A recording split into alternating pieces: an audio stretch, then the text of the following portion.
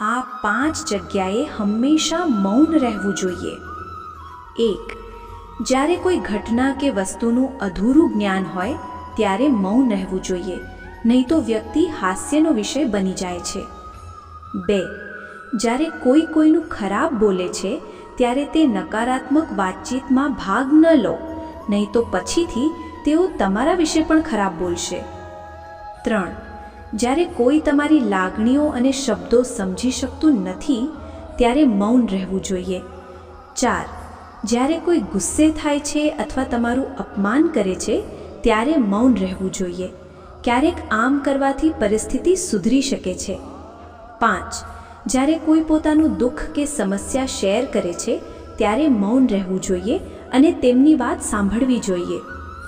જો તમે માન સન્માન ઈચ્છતા હોવ તો આ 5 બાબતો ધ્યાનમાં રાખો. 1.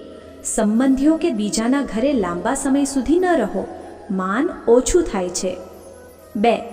ખરાબ પાત્ર ધરાવતી વ્યક્તિ સાથે ક્યારે મિત્રતા ન કરો, આ લોકો ખૂબ જ ઝડપથી પડી જાય છે.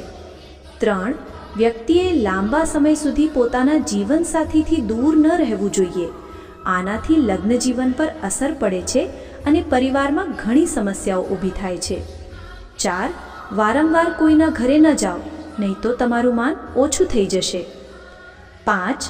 જાણી જોઈને કોઈનું અપમાન ન કરો, નહીં તો ભવિષ્યમાં તેઓ તમારા માટે મુશ્કેલી ઊભી કરી શકે છે. મિત્રો, જો તમને વિડીયો ગમ્યો હોય તો કૃપા કરીને વિડીયોને લાઈક કરો, ચેનલને સબસ્ક્રાઈબ કરો અને તમારા મિત્રો સાથે શેર કરો. ધન્યવાદ.